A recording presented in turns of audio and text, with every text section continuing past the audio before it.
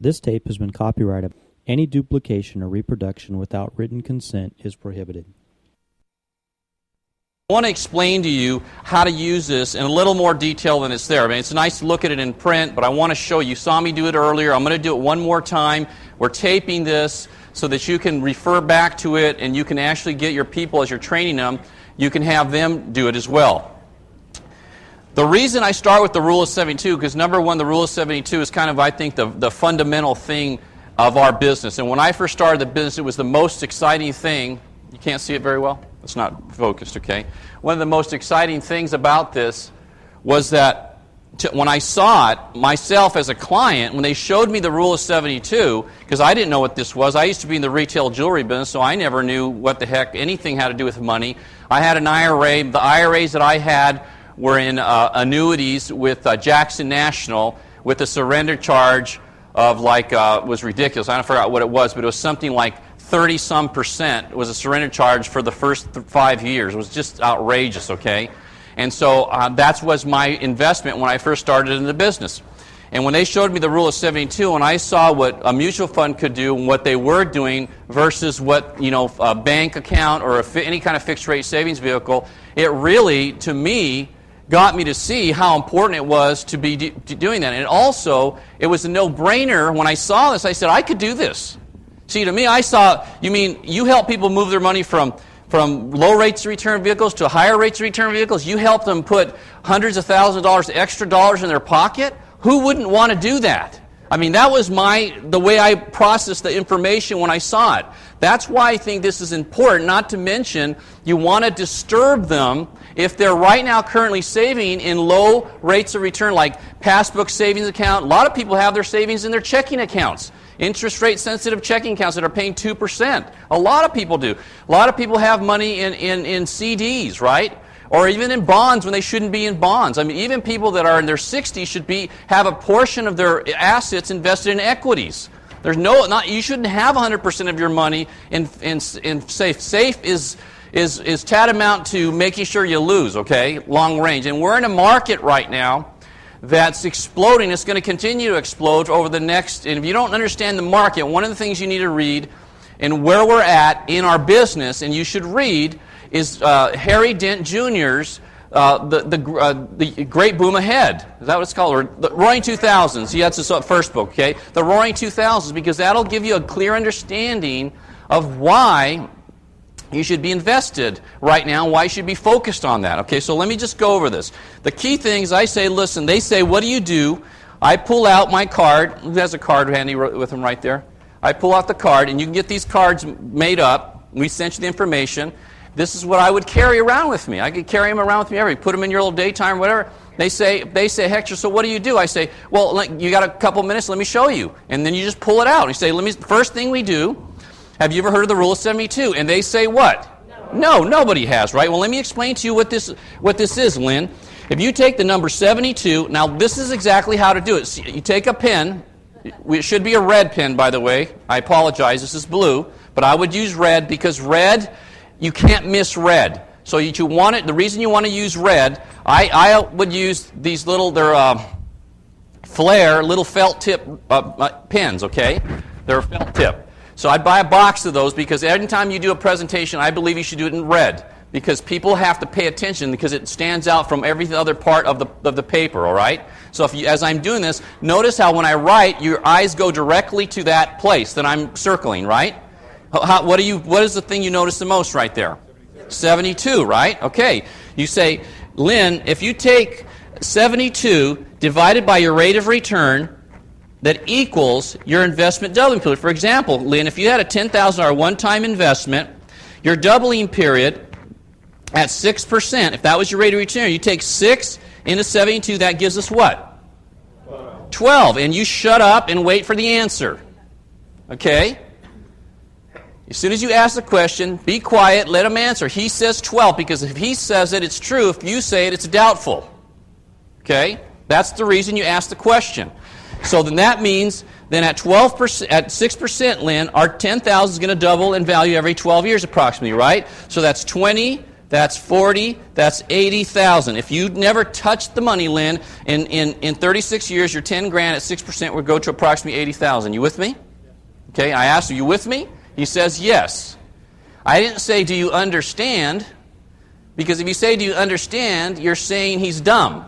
Okay, I didn't say that. I said, are you with me? Okay, subtle but very important. Okay, you with me? He says, yeah. Okay, I say, what? Look, if we could get a 12% return, Lynn, 12 into 72 goes how many times, Lynn? 6. Okay, that's right. So then now we know our money's going to double approximately every 6 years, right? So that's 20, 40, 80, 160, 320, $640,000. Is that a big difference or a little difference? Huge difference, isn't it? It is, isn't it? And he says, yes.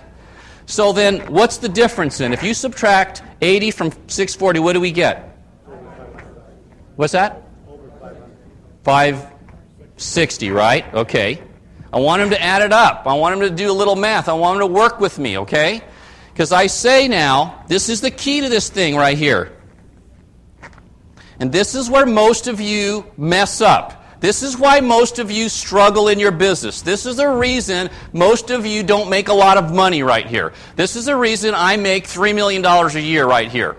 Because I was never afraid to ask for the commitment. This is where almost all of you, because you go, oh, they're going to think I'm pushy. They're going to think I'm trying to sell them something. You're going to think I'm... All these ridiculous notions, what they're going to think is you're a total wimp, okay? And why would they want to do business with a wimp and get involved with the wimp? That's what they're going to think. Right? So I say, now Lynn, would you allow me to help you maximize your investment return? If I could help you get a better rate of return than you're currently receiving, would you allow me to sit down with you, give you a second opinion to help you maximize your current rate of return on the money that you're investing for whatever purpose, whether it be your children's college education, your retirement, or whatever reason? Would you allow me to at least give you a second opinion and help you with that?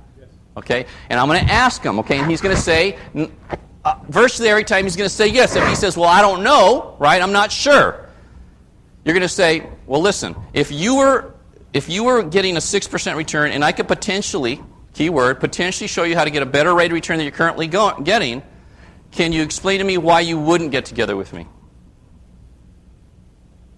And shut up and let him answer. Because he's not going to have an explanation. There's not one that makes any sense. He might say, I'm already doing that. I'm already with somebody. Have you ever heard that before? Then I'm going to say, have you ever got a second opinion? And he's going to say no.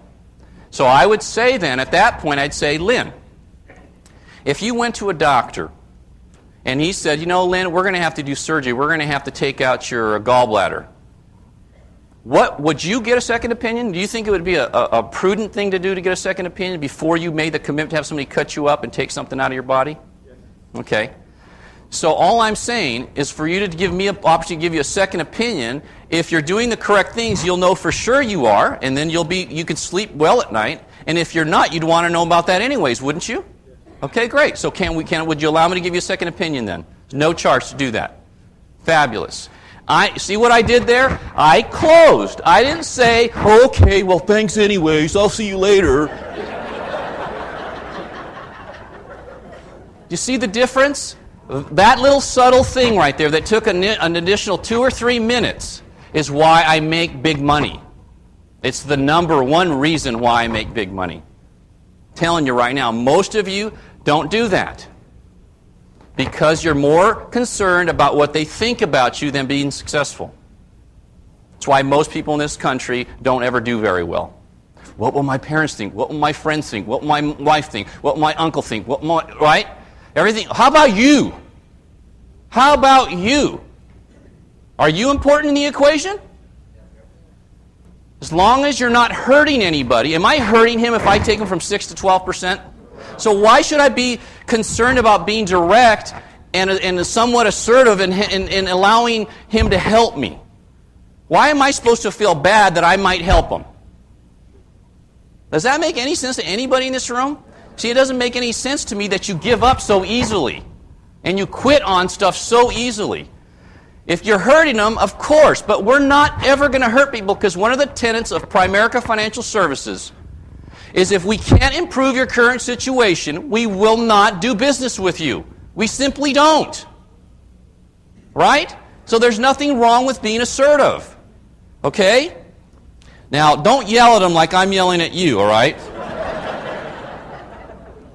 And then I say, there's one other thing we do, Lynn. Let me show you that. Are you interested in finding out the secret to financial freedom? And he's going to say what? You notice I'm asking questions that it's impossible, unless you're a moron, to say no. You can't say no to them. Okay? That's the key, too. Okay? I always ask questions that I know what the answer is before I ask them. I don't ever ask questions that I don't know the answer to. If you're an attorney and you're asking questions, you better know the answer before you ask the question, or you're in big trouble. Okay? Same thing. It's called the Socratic method, okay? That's what you do. So now look. I say, well, look, let me just show you one other thing. As a matter of fact, Lynn, this is the most exciting part of my business, to be honest with you. We earn income one of four ways. Okay, either as an employee, Lynn, an employee has a job. This person income's based on their position, not the person. Now, I want to point out that's very important because I want to make him uncomfortable if he has a job. That's my goal here. Okay, that's what I'm trying to do. So I say, Lynn, what do you do? And he says, he's a school teacher. Perfect, okay? It wouldn't matter with almost any job it works anyways, okay? If it was Dave works in the medical field, right? If I was talking to, somebody else, Dennis, he's a mechanic. Or I don't care, it doesn't really matter, right? If I talk to Gary McCrummon, he works for Vaughn's, okay? It doesn't work, it works the same. So I say, Lynn, let me explain what I mean here, because this is important. If I imagine you're a really conscientious teacher, right? You work hard, you care about your students and all that, right? If you had a teacher in the classroom next to you that didn't care, showed up late, that didn't do, just, you know how those, you even have any guys that work at your school like that just kind of do the bare minimum to get by, pick up a check? Now, if you have the same educational background and you have the same amount of tenure, you guys make about the same amount of money, right? Okay.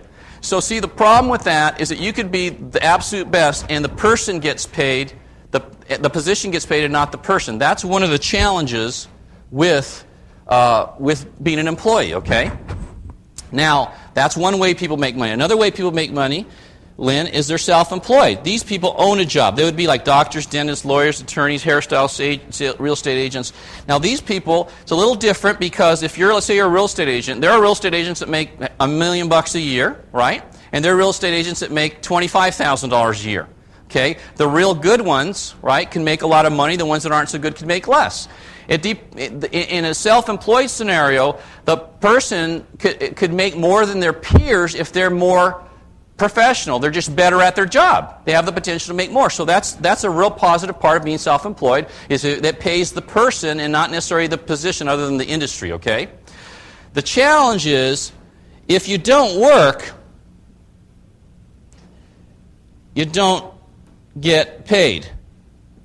That's a problem with being self-employed. In other words, if you're a real estate agent and you don't sell any houses for a month, you don't do anything, you won't make any money. That's a real problem with that, okay? If you're a broker, it's a little different. But if you're just an agent, that's how it works. Now, a business, people that make money from a business, Lynn, they own a system. Now, I want you to really focus on owning a system. That's the key, guys. The key. Folks, people can buy mutual funds, term insurance, they can get a loan, they can get anything that we offer, any one of 100 or 1,000 different places. We're not unique in the products we sell. That's not our uniqueness. You don't want to focus on the products. Those of you that focus on the products, you're self-employed. Business owners focus on the system, okay? Let me tell you why. Because the system's more important. And then I'll explain what I mean. One of the things about being in business that's great, Lynn, is that these people have others working with them and for them, okay? So you could have 10 people, or you could have 1,000 people. What that allows you to do is have the potential to have unlimited income, okay? It could be in any business, manufacturing, marketing, whatever. But let me just point out something that I think is real crucial here. In a business, the system is the most important thing because the system runs a business and people run the system, okay? And let me explain that. Why the system's the most critical part of a business. Are you familiar with McDonald's? Of course you are. Do you think, Lynn, you could probably make a better tasting hamburger than McDonald's? If you tried? Yeah, absolutely, okay.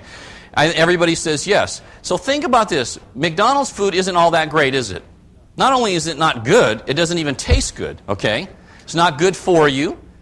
But McDonald's is the #1 restaurant chain in the whole world. They have 20-some thousand stores opening up, who knows how many every year, okay? They sell more of every other product, every other food product than any other company in the whole world.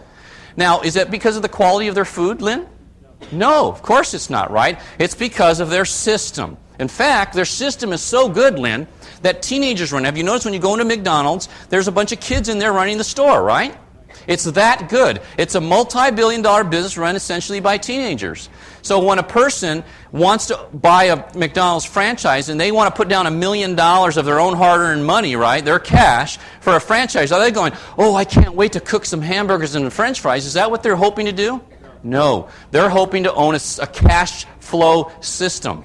That's what they're buying. They're buying a cash flow system. They're not buying the chance to cook food.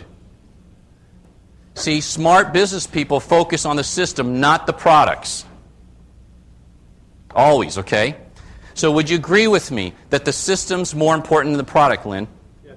Okay, great. Now I want to ask him that because I want him to focus on that. So I say the other place that people earn income, Lynn, is as an investor.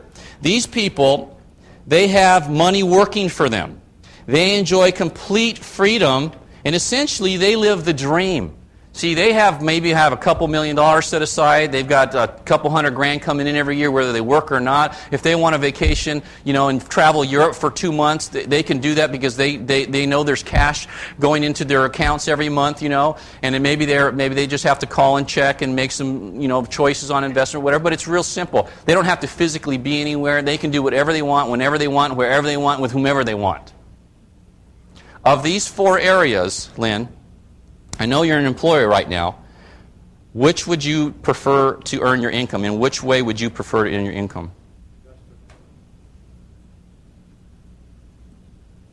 Okay. So I write his name there, right? I said, so Lynn, you'd rather be an investor.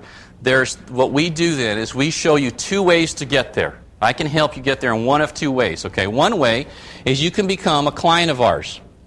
And we can put together a financial needs analysis. It'll have in there an investment strategy to allow you to get there, and a debt elimination strategy to help you get rid of your debt so you can put more, commit more money to investing. All right. This way, it's going to take somewhere between 20 to 40 years, depending on how aggressive you are and whatnot. Maybe less, about that. Okay. People that follow that path can get there. Another way you can do it is you can join me in my company. You can become self-employed. You can become a personal financial analyst. You can own a business, own a job, and then we'll start teaching you how to develop your system within our system. Let me give you an example. Let me give you an example of a few people that have done that in our company. And then I have this. If you don't have one of these with you all the time, you're double dumb, okay? What this is, it's our $100,000 club booklet, and it's really thick, okay? And what I would do is I would tab it to everybody that you know in the business, okay? Like there's in my hierarchy. You're in my hierarchy, so you should tab it to all the people you know, starting with me, to Rick Susie, to Mark and Sue Younger, to Chris Howard, to Gary McCrummon, and on, okay? I'd have it tabbed out. So then I'd point out, I said, let me just share with you. These are people that owned our system. And I'd go, maybe I'll start right here. See this guy, this is Gary and Linda McCrummon. He was a grocery store manager with Vons. He was making $35,000 a year, Lynn. He started in our business part-time. And now he's worth about $2.5 million. Last year he made $500,000. This year he's probably going to make about $750,000. This guy right here, he lives right here in Upland, California. This guy right here is Chris Howard. He used to be an electrician making $25,000 a year. He lives in Las Vegas, Nevada. He works with our organization, and he has a system. Right now he's at $900,000 in rolling 12 of income. Is going to go over $1 million this year. This guy right here, this is Mark and Sue Younger. Mark and Sue Younger is also in our organization. He's in Sherman Oaks, California. He was a fellow express driver making $35,000 a year. Last 12 months he was paid $1.2 million. This guy right here is Rick Susie. This is Rick Susie. His name's he lives in Arcadia, California, and he was in the retail jewelry business, making $70,000 a year. In the last 12 months, he's been paid $1,400,000. And then this guy right here, this is Hector and Jan Lamarck. He used to be a real store in the jewelry store, making $50,000 a year. In the last 12 months, he's been paid $3 million. Matter of fact, this is the guy I'm working with.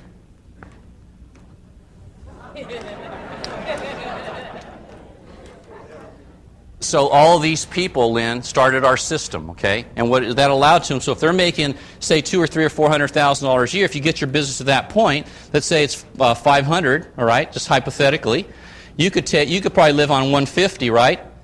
And that would leave you 350. Let's say you pay 150 in taxes, so that means you could put $200,000 a year into investments. You could become an investor rather quickly. As a matter of fact, you could be an investor and a business owner simultaneously. Can you see that? Have all kinds of freedom, have the best of both worlds. So doing it that way, Lynn, takes 12 to 15 years. So all you need to tell me, Lynn, is how would you rather do it? Would you rather it take 20 to 40 or 5 to 15? Okay, so that if I can help you get there quickly, would you join me in my business? Is there any reason why you would not join me in my business? So we're in? Fantastic. This is what we need to do. Then you just get the stuff that Daniel went over, and you get them started. Okay, first thing I need is a check for $199. Let's fill out your IBA. Let's do that. Now I need a list of 25. Let's do that. Let's boom, boom, boom, boom, boom, and let's go to the races. The worst thing, this drives me out of my mind. Somebody says, I sat on the guy, he's in, he's ready to go, and I say, okay, so did you get the IBA? He goes, well, no, I invited him up to the meeting Tuesday night. It's now Wednesday, right? And I'm going, what? What, you mean, why didn't you get it now? Well, he's going to come up, the meeting. You mean to tell me if somebody said, I want to buy a life insurance policy, I'm ready to go, you would say, okay, why don't you, I'll see you next Wednesday. No. You'd get the check right then, wouldn't you? Get it going now. See, that's another reason why most of you don't do well. You put it off. If you're ready to go, let's go. Now, if I say, okay, this is what I need, and he goes, whoa, I'm not quite ready yet. Because he might balk. That's going to happen a lot. I guarantee you they're going to say, yeah, I'm in. I want to do a 5 to 15. Then you say, okay, I need a check for 1 to 9. They're going to go, whoa, right? Now, that's going to happen. So if he does that, he says, well, I'm not ready to give you a check. Then I say, well, you just told me you want to do it in 5 to 15 years, and that's the first part of the process to do it in 5 to 15 years. And he says, well, I want to think about it. And I say, well, listen, let me ask you a question. What exactly does my business have to have? What kind of features and benefits does it have to have, Lynn, for you to move forward and go ahead? So that if we do get together again or anything, right, I need to know what it's going to take that it's going to have so you can go ahead and make a decision to move forward. What does it have to have? And then shut up. And then he'll tell you what it is. And then what you should be computing in your mind is, he's telling me what this is. I already know that I can fulfill any of those things. Well, I want to make sure it's a good company. Well, if that's a piece of cake. I want to, make sure I can work my own hours. That's already, everything he's going to say, I'm going to know I can fulfill that. So if he tells me a list of things, 2 or 3 things, and I say, Lynn, if I can prove to you right now that we can accomplish all those things, can we move forward tonight? Yes, okay, great. Then I'm going to do it. And as soon as I do it, I'm getting a check for 1 to 9, and we're moving forward. There's not come back next Tuesday, or, you know what I'm saying? And you might be thinking, well, I don't know if I can do that. I don't feel comfortable doing that. Well, learn to get comfortable doing that, because that's why you're broke right now. And you're laughing because you know it's true. Right? See, if you learn how to ask for it, they'll give you. One of the things I found out, if you don't ask, the answer is 100% of the time no. You need to become a little more childlike, because kids, have you noticed, anybody have kids here? They have no problem asking, and they'll ask you 49 different ways till Sunday, right? For whatever it is they want. I've got a 20-year-old and a 19-year-old, and they ask me daily for stuff, okay? Never stops. They just figure a different way. They're a little more sophisticated now than they were when they were kids, but they still ask, okay? And that's what you've got to get, okay? You've got to learn how to ask. And if they balk, you must always ask, okay, that's fine. I have no problem with that. But what exactly does my business have to have? What features and benefits does it have to have for you to move forward and go ahead? Because I need to know what that is so I can prepare, right? So I can give him that stuff. Because if I give him what he wants, I expect what I want. You with me? Well, let me show you what I mean by that. And this is where I got this idea, because I recently was in, and this is what I always known because I've always done this, but it really hit home to me how important this is, this part right here. If I can help you with join my business, and you've got to ask that. I was buying a car for my daughter the other day, a new car, and I went in there, and I knew what I wanted to pay. I didn't want to pay over a certain amount, right? I mean, she didn't really need a new car. I was just going to get her a new car because I wanted her to be safe, and she drives from Stanford to home often during the year, and I don't want it to break down, right? So I wanted her to have a new car, okay? So I go there, and they go, okay, Mr. Lamarck, I picked out the car, we picked out what we wanted, the color and all that, and we sat down, and he said, what do you want to pay? And I say, well, I want to pay $20,000. And he says, what do you want your monthly payments to be? I said, I don't want it to be over $250 a month. Okay? That's what I want it to be. And he says, because I'm leasing this. I lease it through my business. That's one of the good things about owning a business, because I get to write the whole thing off. Okay? She's an employee, too. She does work for me. Okay? She does do work for me. Okay? So it's a benefit. So, not for all my employees. But anyways, for some of them. Anyways, so we're going through this, and he says, okay, and it's like they have this thing like this, right? And then they have a place for it. He says, so, Mr. Lamarck, if I can get you this price, this payment, will you take the car today? And I said, yes. And he says, okay, can I have your approval right here? And I put my name there, right? As soon as I do that, what do I own? You own that car. I own that car if he can come back with those numbers, right? So he comes back, and it's $23,000, and it's $325,000, right? And I go, no, you didn't hear me. I don't need this car, and I don't need the aggravation. I want this and this. If you can't do this, I'm walking. So go talk to your closer guy and come back with that price. Okay? And so he goes back, and he comes back with my price, and I walk out with the car.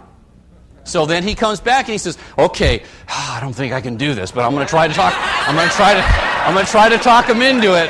I'm going to try to talk him into it. Okay, if I can talk him in, are you sure you'll take it today? I said, absolutely, no problem. I own a car. But you know why they do that? I'll tell you why they do that. So the first day they want to know if you're live or not. They don't want to waste their time dealing with somebody doesn't have the ability to make a damn decision, okay? And they get a commitment. They know up front. And you need to do exactly the same thing. You need to say, Lynn, if I can help you get there in 5 to 15 years instead of 20 to 40, if I can help you make $10,000 a month instead of the $4,000 you make right now, will you join me in my business? Will you give me your time and energy? Because if I'm going to give him that, 5 to 15 years, and his income, you owe me your time and energy. That's my payback for me giving you what you want. You with me? That's how you recruit somebody. If you can give them what they want, then you should never be shy about asking for what you want, and that's the key to recruiting somebody right there. It's not like, oh, it's a $700 billion company and blah, blah, blah, and all the things you think it is. You think it's about that. It has nothing to do with that. It has to do with your ability to ask the tough question. Will you do this if I can do this for you? Now, I deserve that if I can do it for him, right? And so do you. So that's the key. Now, where did I get that little thing? From this book called The Cash Flow Quadrant. This is a book written by Robert Kiyosaki with Sharon Lechter. I spoke to Robert and Sharon for almost an hour on the telephone on Thursday. They are so excited about building a relationship with us in PFS, I can't even tell you. They are beside themselves about doing stuff with us. I'm going to sit down with Sharon next Friday. 2 weeks from yesterday, the 10th. And I'm going to meet with Sharon because Robert's not going to be there, and we're going to start detailing a plan. I'm going to work on getting him to write a book that's kind of geared more towards us, customized, written from his perspective on this. Okay? I'm going to get him to start speaking at our events and stuff like that, and sharing this information and stuff like that. Okay, like I did with Tom Hopkins, okay? They're very excited. Do you realize he didn't even know who PFS was? He didn't know who we were. He didn't know what we did. He had no idea. He goes, I can't believe there's a company out there, because he considered himself a teacher. He goes, I can't believe there's a company out there teaching these principles. He gave me 3 recruiting leads on the phone on Thursday. Guys that he knows that are in the business that want to talk to me that he's already talked to. Okay? He says, well, I get people calling me all the time. I haven't known where to send them.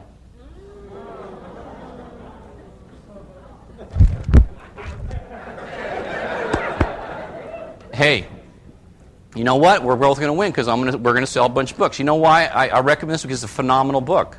That little thing right there has caused our business to explode already. I'm telling you right now. The people that have actually used it, most of you don't use it and haven't used it and probably won't use it. Okay, well, God bless you, all right? But a few of you have a clue.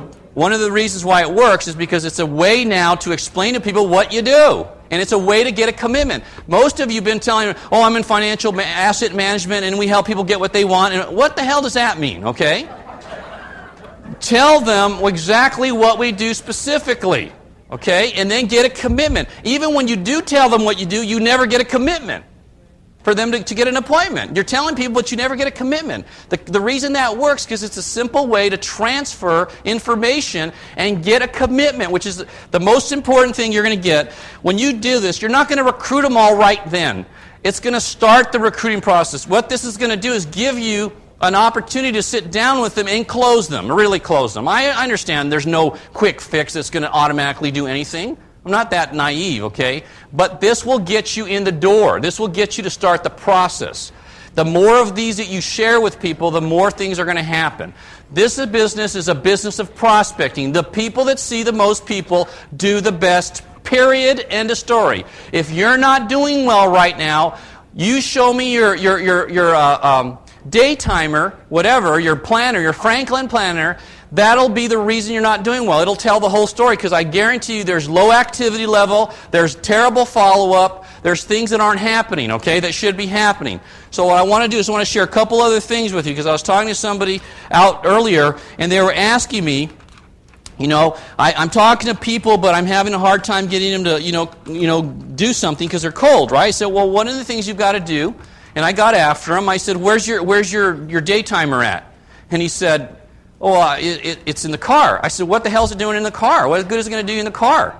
Okay? If you meet somebody, right, you should have your day timer with you. Number one, you should have a bunch of these rules of 72s in your day timer so you can pull them out as soon as you talk to somebody. Number two, if I meet Dave Simpkins, right, and we start talking, unless I do this little thing here, I want to be able to immediately write down Dave's name and address in my day timer, and I'm going to, let's say today's Saturday, I'm going to put together a little note saying thank you very much for the time we spent. I'm going to send that out to him on Monday, and I'm going to send it with a little bit of information, maybe a brochure or something, and then he's going to get it on Tuesday, and then on Thursday or Friday, I'm going to have it written in my day timer, call Dave Simpkins to follow up on what you sent him on Thursday. So Thursday, I get up in the morning and I look at my day timer, I got to call Dave. I call Dave, I say, Dave, how you doing, Dave? Did you get that thing I sent you in the mail? And Dave says, yes. Oh, fantastic. Did you enjoy reading it? Did it make sense to you? Oh, wonderful. The reason I'm calling you is I was just wondering if there was a time we could get together so I could follow up with you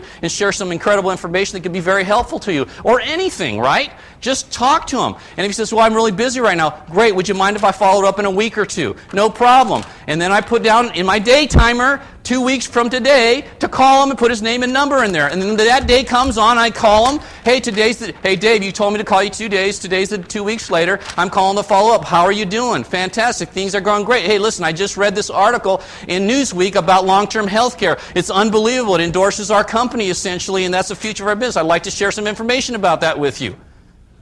What am I doing?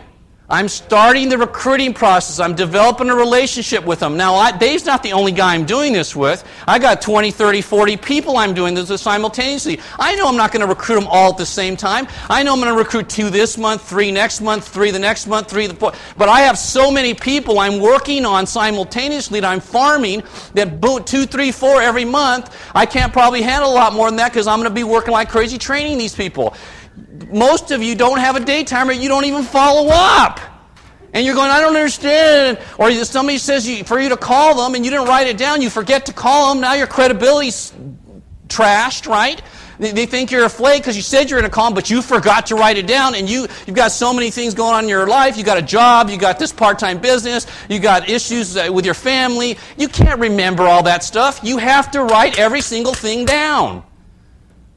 And then you stay on top of it every day. That makes you look like a doggone genius.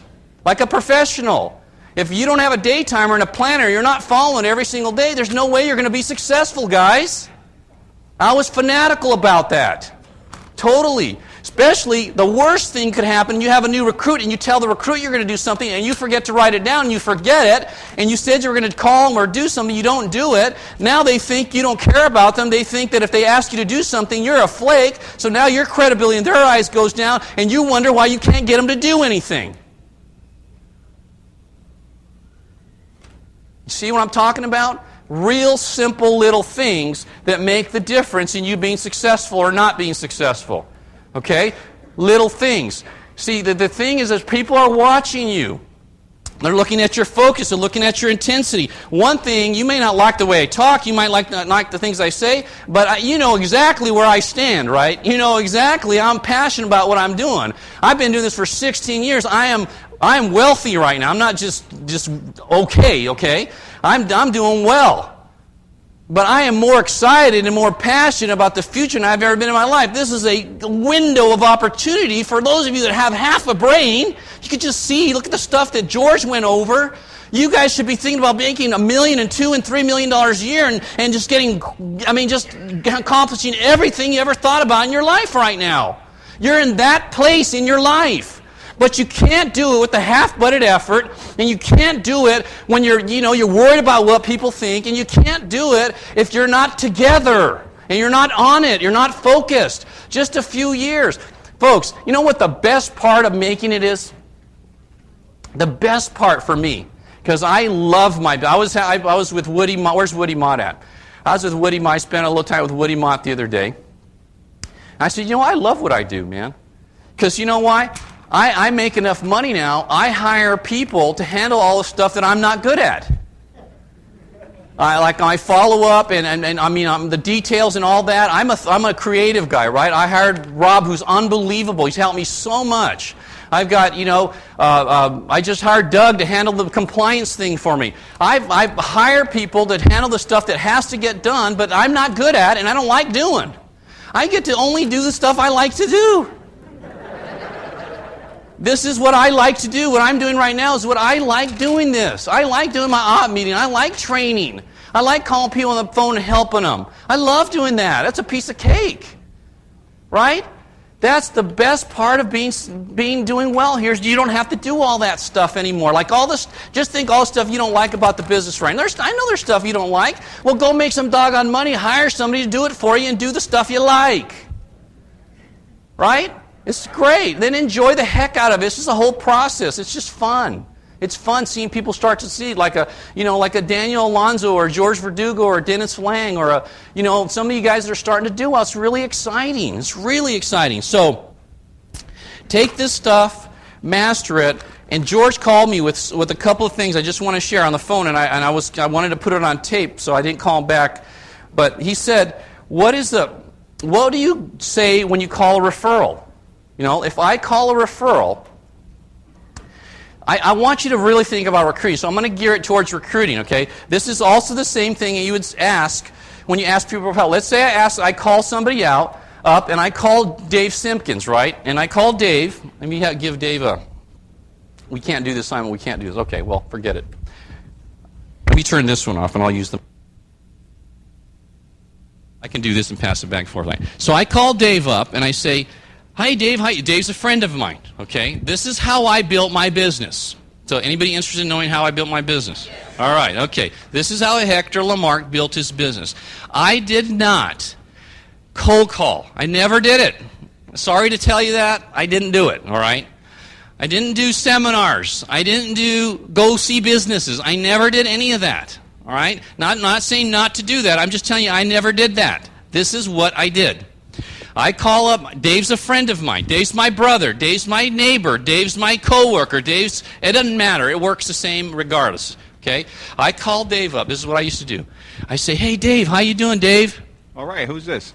It's Hector.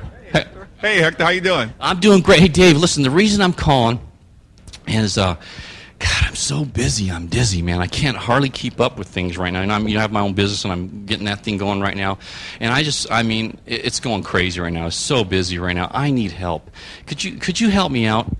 Yeah, sure. What do you want me to do? Well, what I need, Dave, is I'm looking for two kinds of people. I need some help in my business. I'm looking for somebody, either one, that wants to make somewhere between $1,000 or $3,000 a month part-time, wants to work a little part-time, I'll teach him my business. Or two, I'm looking for somebody that's kind of dissatisfied with their current profession, and they've always dreamed of making $100,000 a year or more, but really don't see any way of doing that where they're currently at.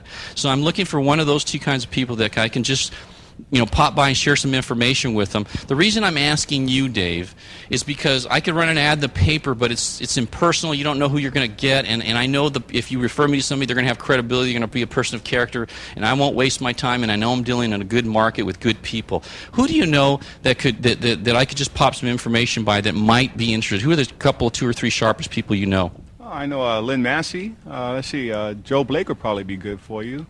Got a friend named Chris. Yeah, I know quite a few people. Okay, well, I'll tell you, 2 or 3 is good to start with because I don't have time to call that many people anyway. So just give me those names, who are their names, their numbers, and I get the information. He gives me their name and number, and then I call them up. So I call up Lynn Massey, right? And I call up Lynn, and I say, hi, Lynn, this is Hector Lamarck. Is this Lynn Massey? Yes, it is. Hey, Lynn, we have a mutual friend in Dave Simpkins. You know Dave, right? Yeah, Dave's a friend of mine. Okay, well, Dave, I was talking to Dave, and I was telling him, Lynn, I am so busy. I'm in the financial service business. I have my own business. My business is going crazy right now. We're so busy. There's so many people to see, not enough time to see them all.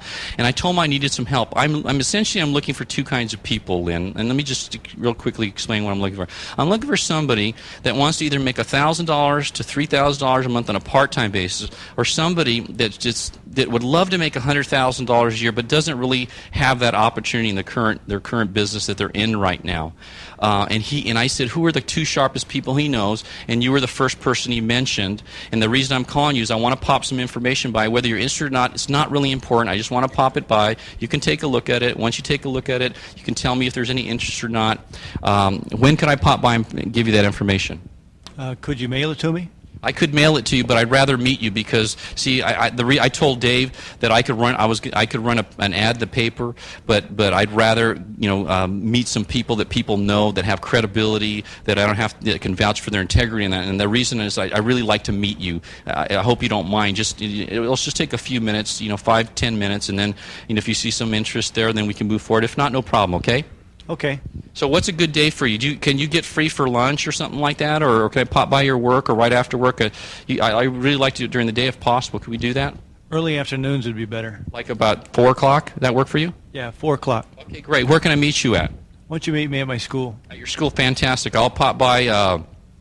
Is this Tuesday good at 4 o'clock at your school? Could I do that?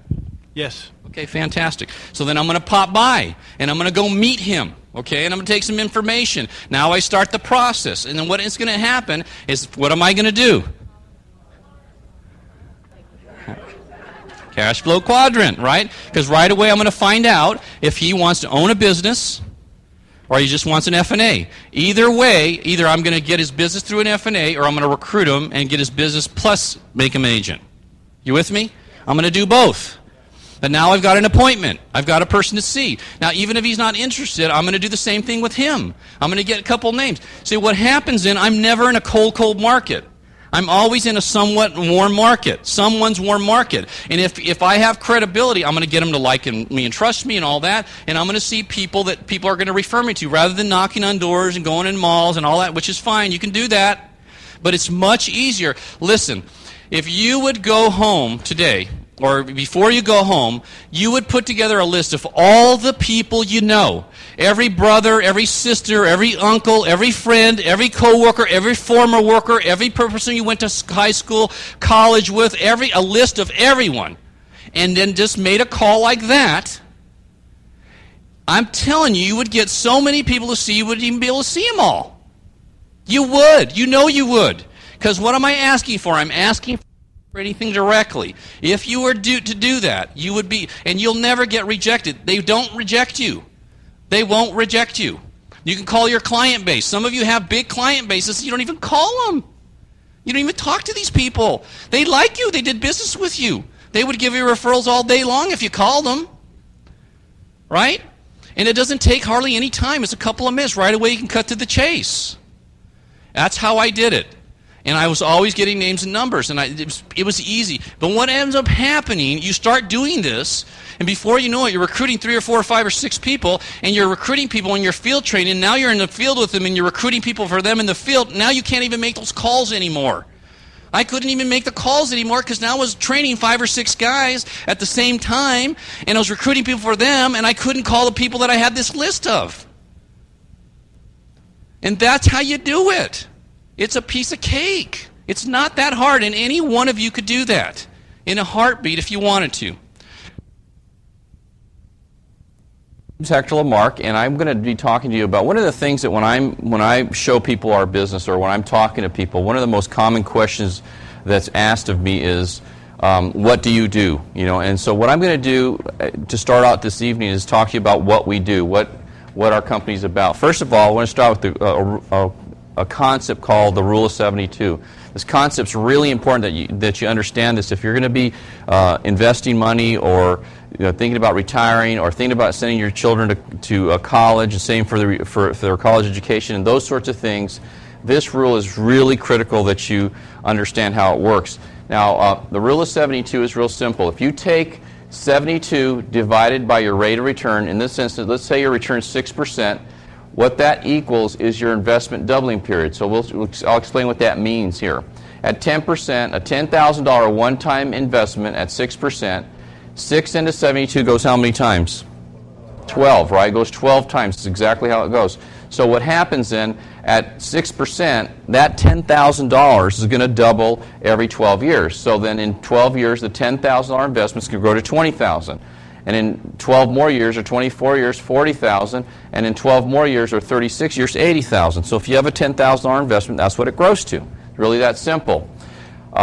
If you took the same $10,000 and you got a 12% return now, let's say you were at Bank of America on one corner, and across the way at the other corner is Primerica Financial Services, okay? And let's say that if you walked over there, we were able to put that in some sort of an investment, say a mutual fund.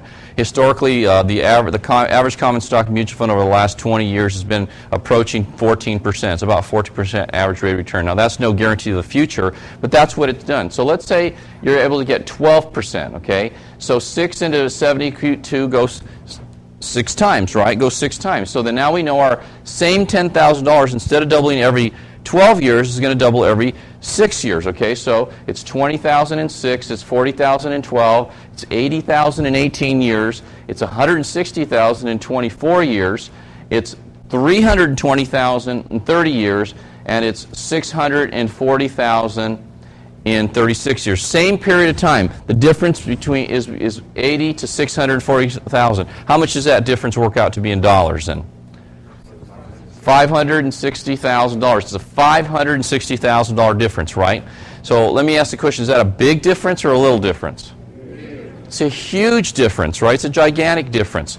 So that's one of the things we do. We show people how to move their money from low-yielding investments into higher-yielding, potentially higher-yielding investments. And so the question I ask you tonight, if we could help you increase your rate of return on the money that you're investing, would you allow me to help you maximize your investment return? Yes, of course. That's what everybody tells me. If I ask them that question, it's automatic yes. And even if they're already investing money somewhere, what I'll say, look, if you're investing somewhere else right now and you're happy with that return, how about if we do a comparison? Let's, just like you would get a second opinion from a doctor, right? Why don't you get a second opinion from me? Let me show you what I can do, and if you like it, great. And if you don't, if you're happier with what you have, then you'll at least know that what you're doing works, right? I mean, you have absolutely nothing to lose and everything to gain, and put your mind at ease. So that's the first thing we do. The second thing we do is we teach people the secret to financial freedom. That's one of the things that we do. That's one of the things I'm most excited about. And let me explain what I mean there. This is really critical. How many of you are interested in becoming financially free?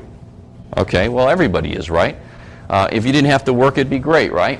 Now, let's take a look. what we first need to do is we need to identify where do people earn their cash from. Like you make money every month, right? Where do you make that from? Everybody makes money from some place. One of four places. Either you're an employee, you have a job, your income is based on a position, and not the person. That's one of the challenges with being an employee. For example, if you were a school teacher and you were a phenomenal school teacher, really conscientious, went out of your way to help people, you did everything you can to do a great job, and then next to you, you have another teacher that really just kind of shows up, they're at the last minute, doesn't really prepare, doesn't really care, does a very minimum to collect their paycheck. Let's say that you have the same amount of time, tenure at your school, and you have the same educational background. You're going to make the same amount of money, even though you may be a much better teacher and a much more committed teacher. And the reason for that is that the position gets paid and not the person. It's the same thing. You could be a mail carrier. You know, you could be the best mail carrier on earth, and you could have another mail carrier that's a total slacker. It pays the position. That's one of the challenges with the job. Now, the other place some people make money is being self-employed. Now, these people, they own a job. They're people like dentists, doctors, lawyers, hairstylists, real estate agents, salespeople, and the list goes on and on. But the thing about somebody that's self-employed that's kind of exciting is that even though, let's say that they're a real estate agent, for example, you could have one real estate agent that makes $500,000 a year, another real estate agent that makes $25,000 a year, right? And the reason for that is because it pays the person and not necessarily the position, because one real estate agent might be totally fantastic, totally on it, really conscious, knows the business in and out, and the other one doesn't return phone calls, doesn't follow up, doesn't do what they need to do, so they don't make a lot of money, right? So the beauty of being self-employed is that your income is based on what you do as opposed to the position. So it's a better situation. The challenge with being self-employed, though, one of the challenges is that if you don't work, if this real estate agent, even though they're great, takes the month off, they don't make any money, right? There's no cash flow coming in. That's a real problem with being self-employed. You never have any freedom, right? The other place people make money is through owning a business, and those are all kinds of business. Could be manufacturing, marketing, you name it, okay? But the thing about a business is this person that makes money there, they own a system. They have others working for them. It could be 10 people, it could be 10,000 people. Take, for example, Bill Gates, who started Microsoft. He started with he and Paul Allen, and they built the company. Now he has thousands of employees, right? And he doesn't just make money based on his own efforts. He makes money based on the efforts of his thousands of employees that do work, right? As a result, he's become very, very wealthy. So what happens there, because you own a system, you can have unlimited income potential because you can make money based on the efforts of literally thousands of people if you choose to, as opposed to just yourself, which is how you do it in a job or if you're self-employed. So there's really unlimited, and plus there's more freedom. Do you think Bill Gates does all the work today? No, he doesn't hardly do any of the work. He does all the strategy, he does the planning, he sets the direction of the company. But he doesn't personally do the work. He has people doing the work for him, right? So that allows him to have more freedom, maybe more time with his family, and that sort of thing, okay? So that's a great way. But what's important about a business is the system. The system's the most critical part of any business. Let me give you an example. How many of you think you could make a better hamburger than McDonald's? Anybody think they can make a better hamburger? And when I ask people that, everybody says, absolutely. I can make a better tasting hamburger, better, you can go anywhere. In-N-Out makes a much better hamburger than McDonald's. Would you agree with that? Okay. But you know what? In-N-Out's not that big. In comparison to McDonald's, they might have a few hundred stores. McDonald's has like 28,000 stores, okay? McDonald's is the #1 restaurant in the whole world. They sell more food than any other restaurant in the entire world. They're everywhere, okay? Why? Because they have great food? No. Because they have a great system. Their food is not only doesn't taste that good, it's not even good for you, except they sell a ton of it, right? Okay? They're marketing geniuses, and they have a tremendous system. Their system, in fact, is so good, it's run by teenagers. Have you noticed that? When you go into McDonald's, who's there? A bunch of teenagers running that place, right? There's teenagers running multi-million-dollar businesses. Literally, that's how good the system is. So when somebody gives McDonald's Corporation $1 million for a franchise, they're not giving $1 million and saying, "Oh, I can't wait to flip some hamburger patties and fry some French fries." That's not what they're thinking about, right? They're thinking about, I'm buying a cash flow system. I'm buying a money machine, basically. They're buying the system. They're not buying the product or the chance to even sell or make the products. Okay, so it's important when you're looking at a business, look at the system. And then, so would you agree that the system's the most important part of the business? Absolutely. There's no question about that. And then the other place that people make money is as an investor. These people have money working for them. Matter of fact, they have enough money set aside. Let's say that you're an investor and you had $2 million invested and you got a 10% return. That would give you $200,000 a year in income, right? You could live well on $16,000 a month, right? And so becoming an investor is the way to go. So they enjoy complete freedom, because if you had $2 million and was giving you $200,000 a year, you could travel to Europe, you could do things, you could take a month off and go stay at the beach, you could do whatever you wanted to do and still know that you have income coming in to take care of your life, right? That would be the best of all worlds. They live, in fact, the dream. Those people are, I think, the envy of the world, right? So of these four ways, employee, self-employed, business, and investor, you need to figure out how do you make your cash flow? And then the next question is, I want to ask you tonight, is of the four places, where would you rather earn your cash flow? Investor, right? When I ask people this, if I asked 100 people, every single person says investor every single time. So this gets to the point of what do we do, okay? What we do is we help people become investors. That's what we do. Let me show you how we do that. One way that you can become an investor is you can become a client of ours. You can allow us to do a financial needs analysis for you. In that financial needs analysis, what we'll do is we'll put together a debt elimination strategy. That's really important because most people aren't saving a lot of money because they have too much debt. They have car loans, credit cards, furniture payments, etc., etc. And because they have so much debt, they're not able to save as much money. So the first thing we do is we show you how to get rid of your debt. The second thing we do is we put together an investment strategy for you to allow you to get to become an investor as quickly as possible so that you can invest properly based on your particular investment needs and wants and desires and your whatever you feel comfortable with. So doing it that way, it takes usually about 25 to 30 years, somewhere maybe 20 to 30 years, somewhere in that range, okay? To get a little while, but we can get you there. As a matter of fact, most people do it that way. Another way, and I think the most exciting way and why you're here and why I'm talking to you tonight, is you can become self-employed with us. You can become a personal financial analyst with Primerica Financial Services. What we'll do at that point, we'll start teaching you our system, okay? And then we have a system. We have a phenomenal system. Our system is so incredible. If you look at these pictures on the back wall right here, or we have a book called the $100,000 Club book. These are all people that used our system. These people, average cash flow on the back wall there is about $250,000 a year, okay? So if you're making $250,000 a year and you're used to making $50 now before, right? You have excess cash every month, right? Excess cash every year. So what you do is you take the excess cash and you start investing that. If you lived on, say, even $100,000 of it and you paid $50,000 in taxes, you could invest $100,000. You could become an investor relatively quickly, right? Instead of it taking you 25 to 50 years, it might take you 5 to 15 years. Personally, it took me 5 years. I started part-time and doing what you're going to look at tonight. You haven't really seen the details. We're going to show you the details. I started doing Primerica Financial Services in 1984.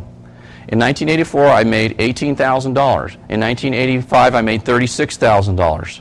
In 1986, I made $86,000. And in 1987, I made $409,000. And then in 1988, I made $855,000 doing what you're going to see tonight. So by the end of my 5th year, I had saved most of that money because I was living in a $1,200 a month house payment. That's what I had. I had a $200 a month car payment. I had a very low overhead, and I only needed about $5,000 a month to live on, and I made a lot of money. And what I did is I invested all that difference. So at the end of my 5th year, I had saved enough money that I had enough money invested that I was at 10% was making close to $100,000 a year. So I was financially independent in 5 years. Now that's not normal, but I know you could do it in 5. It might take you 15. If I could show you how to get there instead of 25 to 30 years, 5 to 15 years, how many of you would rather do it in 5 to 15 years? Like everybody, right? Okay, so then what you need to do in order to do that is simply this. If I can help you to become an investor more quickly, would you join our business? Yes, of course. Why not? What other options do you have? Right? you might as well join our business. If you join our business, what we'll do is they'll talk to you about what you need to do. One of the things you're going to need to do is get an independent business application put together. You invest $199 in your business application. That's to start your business, and you could recoup that probably in your first month, and you'd be in a positive cash flow system probably within 30 to 60 days. At the outside. So there's really very, very little risk. Actually, if you work at it, there's no risk. So it's a pretty exciting situation. And we have a system that absolutely is the premier system in the industry. As a matter of fact, if you look at any financial service system, Primerica Financial Services has the absolute best system there is. It really does. And all you've got to do is take a look at some of the other systems that are out there. You take a look at Merrill Lynch, Prudential, IDS through American Express. I don't care. You look at any of them. They don't hold a candle to our system. Our system is unbelievable. And it allows someone like you an opportunity to own their own financial service. So what we're going to do right now is we're going to do a little bit of recognition, and then we're going to show you the rest of what we do. And then if you have any questions, you get together with the person that brought you, and we'll tell you all the rest of what you need to know to get your business started. So without any further ado, I'm going to do a little recognition.